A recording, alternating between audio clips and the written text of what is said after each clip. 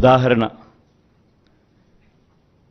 మన ప్రభుత్వం ఈ 58 నెలల మన ప్రభుత్వం కన్నా ముందు ఒక్కసారి ఏం జరిగింది? అప్పట్లో చంద్రబాబు నాయుడు గారు ఆయన కూటమి, అప్పట్లో వాళ్ళ మేనిఫెస్టోలో వాళ్ళు ఏం చెప్పారు?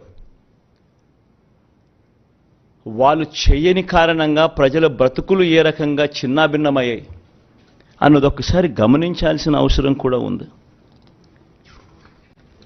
ఈ డాక్యుమెంట్ బహుశా మీ అందరికీ కూడా చూసే ఉంటారు.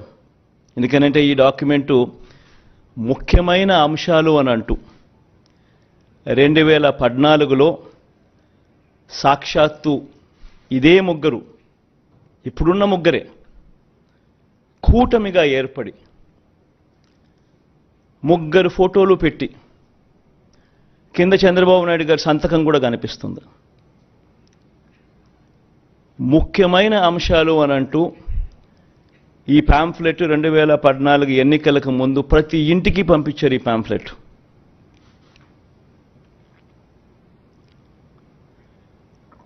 ప్రతి ఇంటికి పంపించిన ఈ పాంఫ్లెట్ను చూసి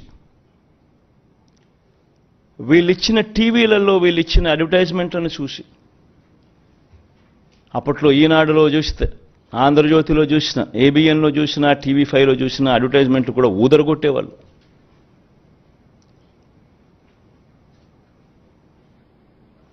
ఒక చెయ్యి ఒక తల్లి చేతిలో, ఒక తల్లి మెడలో మంగళసూత్రం ఒక చెయ్యి లాగేస్తూ ఉంటుంది, వెంటనే ఇంకొక చెయ్యి వచ్చి అడ్డుకుంటుంది. బాబు వస్తున్నాడు, బ్యాంకుల్లో పెట్టిన బంగారం ఇంటికి వస్తుంది అని అడ్వర్టైజ్మెంట్.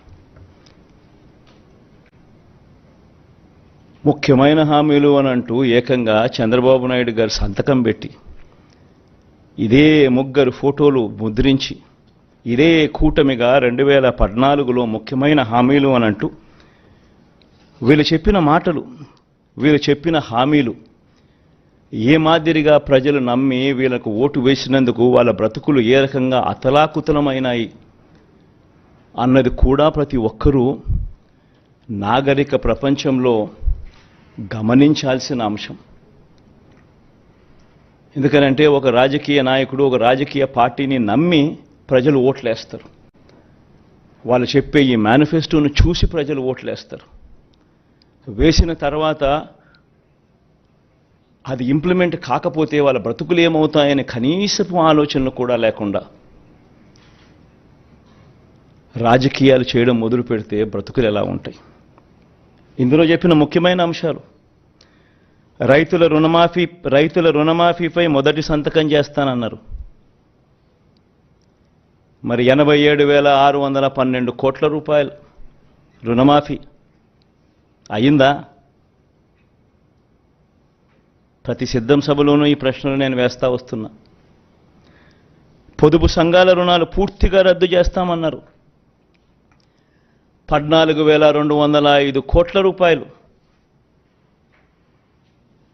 డ్వాక్రా సంఘాలకు, పొదుపు సంఘాలకు రుణాలు మాఫీ చేస్తామన్న సొమ్ము ఒక్క రూపాయైనా మాఫీ చేశారా? ఇంకా ముందుకు పోతే వీళ్ళ ముఖ్యమైన హామీలంటూ ఇంకా ముందుకు పోతే ఆడబిడ్డ పుట్టిన వెంటనే మహాలక్ష్మి పథకం కింద 25,000 రూపాయలు బ్యాంకులో డిపాజిట్ చేస్తామన్నారు. 25,000 కదా దేవుడెరుగు, ఒక్క రూపాయి అయినా డిపాజిట్ చేశారా? ఇంకా ముందుకు పోతే ముఖ్యమైన హామీలు ఇవన్నీ. ఇప్పుడు సూపర్ 6, సూపర్ 7 అంటా ఉన్నట్టుగానే ఆ రోజుల్లో ముఖ్యమైన హామీలు అంటూ తాను చెప్పిన మాటలు ఇవన్నీ. ఇంకా ముందుకు పోతే ఇంటింటికి ఒక ఉద్యోగం ఇస్తాం, ఉద్యోగం ఇవ్వలేకపోతే ఇంటింటికి నెలకు 2,000 రూపాయలు నిరుద్యోగ భృతి, 5 సంవత్సరాలు అంటే 60 నెలలు ఇంటూ నెలకు 2,000 రూపాయలు అంటే 1,20,000 రూపాయలు. ఏ ఇంటికి ఇచ్చారు 1,20,000 రూపాయలు? పిల్లల జీవితాలతో ఆడుకున్నారు. అర్హులైన వారందరికీ 3 సెంట్ల స్థలం, పక్కా ఇల్లు అన్నారు, కట్టుకునేందుకు పక్కా ఇల్లు అన్నారు. 3 సెంట్ల స్థలం కదా దేవుడు ఎరుగు, కనీసం 1 సెంటు స్థలమైనా ఏ ఒక్కరికైనా ఇచ్చారా? ముఖ్యమైన హామీలు ఇవన్నీ. నేను చదివే ప్రతి అంశము కూడా ఆయన సంతకం పెట్టి 3 ఫోటోలు పెట్టి ఇంటింటికి పంపించిన ఈ పాంఫ్లెట్లో నుంచి ముఖ్యమైన హామీలు అని అంటూ వీళ్ళు రాసిన హామీలే నేను చదువుతా ఉన్నా. 10,000 కోట్లతో బీసీ సప్లాన్ అన్నారు. చేనేత, పవర్ లూమ్స్ రుణాల మాఫీ అన్నారు. అయ్యాయా? ఉమెన్ ప్రొటెక్షన్ ఫోర్స్ ఏర్పాటు చేస్తామన్నారు. చేశారా? సింగపూర్కు మించి అభివృద్ధి చేస్తామన్నారు. జరిగిందా? ప్రతి నగరంలోనూ హైటెక్ సిటీ నిర్మిస్తామన్నారు. విజయవాడలో కనిపించడం లేదు. తాడేపల్లి కథ దేవుడు ఎరుగు, ప్రతి నగరం కథ కనీసం విజయవాడలో కనిపించడం లేదు. ప్రతి నగరం అన్నారు. నేను చెప్పేది ఒకటి, ప్రజలు మిమ్మల్ని నమ్మి మీకు ఓట్లు వేస్తే ముఖ్యమైన హామీలు అని అంటూ మీరు చెప్పిన వీటి పరిస్థితుల్లో కనీసం ఇందులో ఒక్కటంటే ఒక్క హామీ అయినా నెరవేర్చారా?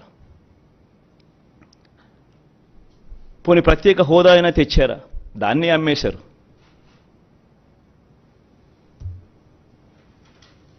అదే నోట్తోనే ప్రత్యేక హోదా ఏమైనా సంజీవినా అని చెప్పి మళ్ళీ వెటకారం కూడా చేశారు.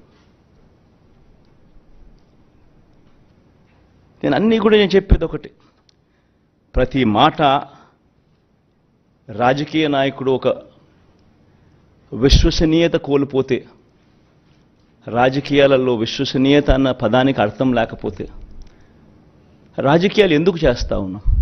ఎవరి కోసం చేస్తూ ఉన్నాం? దేనికోసం చేస్తూ ఉన్నాం?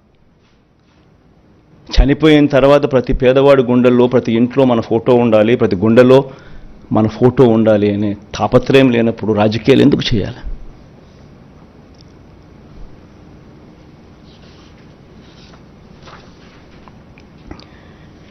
₹87,612 కోట్ల రుణాలు మాఫీ చేస్తానని చెప్పిన పెద్ద మనిషి 87,612 కోట్ల రూపాయల రుణాల కథ దేవుడు ఎరుగు. బ్యాంకు